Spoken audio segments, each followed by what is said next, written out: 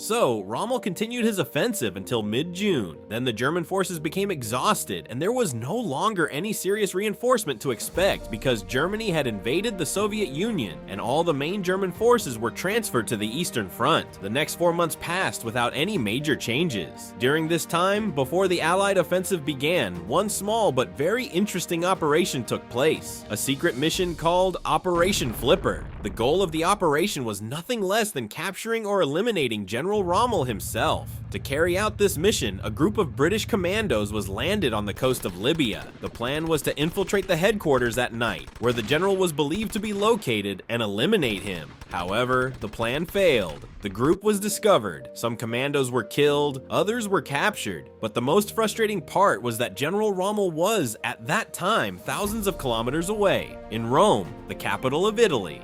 This time, British intelligence had failed. On November 8, 1941, the Allies launched Operation Crusader. The main objective of the operation was to lift the siege of Tobruk, which had already been holding out for 8 months. On the Allied side, there were about 100,000 soldiers and 800 tanks. The German-Italian forces also had around 100,000 soldiers, but only half as many tanks, about 400. Operation Crusader went down in history not only as the largest tank battle in the desert, but also as one of the most chaotic tank battles ever. In the scorching sands of the desert, 1,200 tanks clashed. Tons of sand and dust filled the air. Visibility dropped to 0. Tanks suddenly appeared and disappeared in the desert. The front line constantly shifted. Communication was lost. It was complete chaos in the desert. Nevertheless, the Allies managed to break through the German lines and relieve Tobruk. The German-Italian forces were forced to retreat. This was the first major defeat of General Rommel in Africa. In January 1942, the Germans carried out a small counterattack, which allowed them to take more favorable defensive positions. After that, until the spring of 1942, there were no major battles. From January to May, both sides were building up their forces and receiving reinforcements. During this time, the Allied forces also created a very strong defensive line along the coast near Gazala. Extensive minefields, anti-tank positions, bunkers. Behind this line, the British felt safe, but this would play a cruel trick on them. On May 26, 1942, Rommel's forces launched an offensive. They did not attack head-on through the minefields and strong defenses. Instead, Rommel led his main forces through the desert and struck the rear of the British positions. This maneuver became known as the Right Hook. After several weeks of fighting, the Allied defenses collapsed. On June 20th, the German army reached Tobruk, and the very next day, the city was captured. What a dramatic turn in this war. A fortress city that had previously held out for 240 days under siege was taken in just one day. How was this possible? There are 3 reasons. First, the troops inside the fortress had changed. Instead of experienced and brave soldiers from the Australian Corps, there were now young, poorly trained reinforcements with little experience. Second, the defensive walls of the city, damaged after a long siege, had not been repaired or reinforced in time. And third, this time Rommel used a different tactic. He did not lay siege to the city. Instead, he chose the most vulnerable point and concentrated all his forces on a single Uder. He broke through the defenses at one point, and once inside, the city was doomed. About 33,000 Allied soldiers were taken prisoner. For the capture of Tobruk, General Rommel was promoted to Field Marshal, the highest military rank in Germany. However, Rommel received this news without much enthusiasm. With a modest smile, he said, "I would rather have been given another tank division." After the victory over the Allied forces at Gazala and the capture of Tobruk, General Rommel decided to press his advantage and advance into Egypt. His ultimate goal was Cairo and the cutting of the Suez Canal. Rommel's forces invaded Egypt and began advancing rapidly toward the capital. At the same time, panic spread among British troops and Allied forces in Cairo. Evacuation plans were being prepared. The British had a contingency plan in case the Germans captured the Suez Canal. They intended to destroy all bridges, blow up the port, destroy warehouses, and even sink ships to make the canal completely unusable for navigation. Meanwhile, the local population in Egypt was not as concerned about the German advance. Some Egyptians did not favor the British, since despite Egypt's formal independence, Britain still fully controlled the country. So many locals simply waited to see who would win. There is also a curious story, and when Rommel was approaching Cairo, demand for portraits of Hitler suddenly increased in local markets. Rumors spread that General Rommel had already called ahead and booked the best room in a hotel. However, despite all this, Rommel never reached Cairo. He stopped at El Alamein, and his greatest enemy turned out to be fuel, or rather, the lack of it. The further Rommel advanced into the desert, the more difficult it became to supply his forces with fuel and ammunition from the port of Tobruk. At the same time, the Allies, realizing that Cairo was already behind them, fought desperately throughout July, holding their defensive positions at El Alamein. As a result of these combined efforts, the advance was stopped and the front temporarily stabilized. At this moment, a very important event took place for the entire North African campaign. British Prime Minister Sir Winston Churchill arrived in Cairo. With his visit, he made it clear that Britain would not abandon Egypt and would fight for it to the very end. Secondly, he raised the morale of the Allied forces at their most difficult moment. Churchill stayed in Cairo for a week, spending much of that time working closely with the military command. As a result, he appointed a new commander of the British Army, General Bernard Montgomery. General Montgomery, a veteran of the First World War, was seriously wounded in France and nearly died. In the army, he was known as a very strict and demanding commander. He carefully prepared his operations and avoided unnecessary risks. General Montgomery was the opposite of General Rommel. They never met in person, but they respected each other and carefully studied each other's tactics. Churchill once said about Montgomery, "After defeat, no one is better. After victory, no one is more difficult." August 1942. Both the Allied forces and Rommel's army, lacking strength for a decisive strike, settled into strong defensive positions. The temperature in North Africa at that time exceeded 50 degrees Celsius, or 122 degrees Fahrenheit in the sun. Tank armor became so hot under the sun that soldiers suffered burns just by touching it. You could fry eggs with bacon primo on the tank. Inside the tank, the heat was unbearable. Tank crews had to drink 7 to 8 liters of water a day just to avoid dehydration. Because of the heat, food spoiled quickly, so the diet was very limited, mostly hardtack, canned meat, and other preserved food. By the way, canned meat for the German and Italian troops was supplied by Italy. The Italians called it dead Arab. The Germans, however, called it Mussolini's ass. Soldiers often suffered from dysentery and stomach problems. During the day, swarms of flies constantly covered everything. When night came, the temperature dropped and it became possible to rest. But then scorpions crawled out of their holes.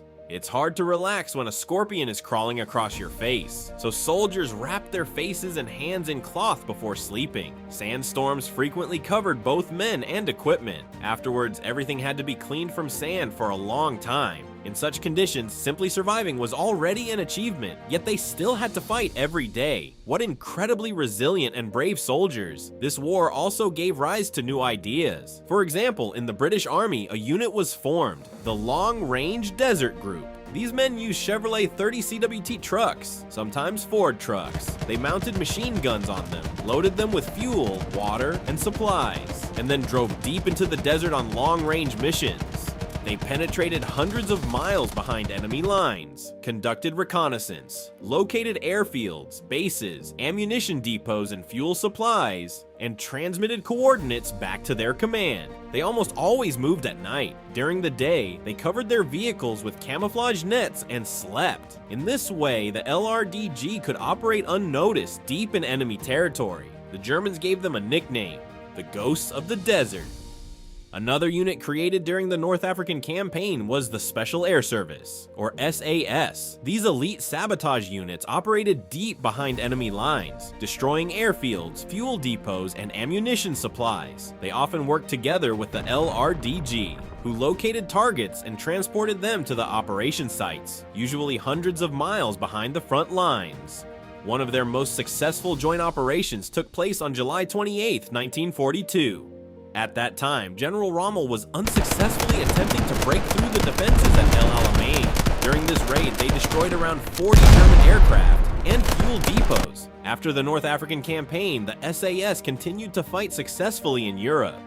They supported resistance movements and carried out sabotage operations against German forces. Go! The SAS still exists today and is considered one of the most elite units in the world. They specialize in hostage rescue, counterterrorism, and special operations outside the United Kingdom. At the end of August 1942, General Rommel attempted to launch another offensive. He planned to outflank the British from the south, but the British were aware of the attack. Their air force struck the advancing German tank columns, and powerful artillery fire met them head-on. The offensive completely failed. After this, the initiative finally passed to the Allies, and the German-Italian forces switched to deep defensive positions. In September and October 1942, the front remained static. The Allies began preparing for a major offensive. They significantly increased their forces in tanks, artillery, and aviation. American Sherman tanks arrived. These were the first Allied tanks capable of fighting on equal terms with the German Panzer III and Panzer IV. By October, the Allies had accumulated more than 300 Shermans. They also solved the main problem of desert warfare.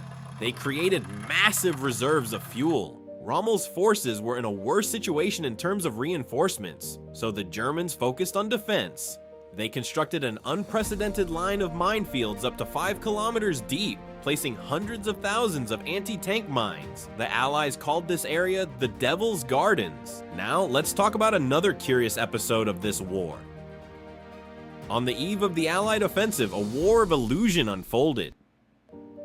Its main participants were architects, artists, and sculptors. The operation was called Bertram. It became another innovation of this war, the largest deception operation before the Battle of El Alamein, and it took place in September to October 1942. The main goal was to deceive German intelligence about where and when the offensive would begin, and with what forces. The British built hundreds of dummy tanks made of wood and canvas, while real tanks were disguised as trucks to mislead the enemy even further. The Allies also constructed a fake pipeline. They built it slowly and deliberately. The Germans logically expected the offensive to begin only after the pipeline was completed, but it was a trap, and the Germans fell for it. The offensive began earlier. They also created dummy artillery positions and fake supply depots. With the help of artists, architects, and sculptors, the Allies essentially built a massive theatrical stage set in the desert, and it worked perfectly. When the offensive began, the Germans were not ready. They expected it in a different place, and at a later time. Even General Rommel was in Germany at that moment, and during the first days of the offensive, the German forces had to defend without their commander-in-chief. So, from October 23rd to November 4th, 1942, the Battle of El Alamein took place. It became the most important battle of the entire North African campaign.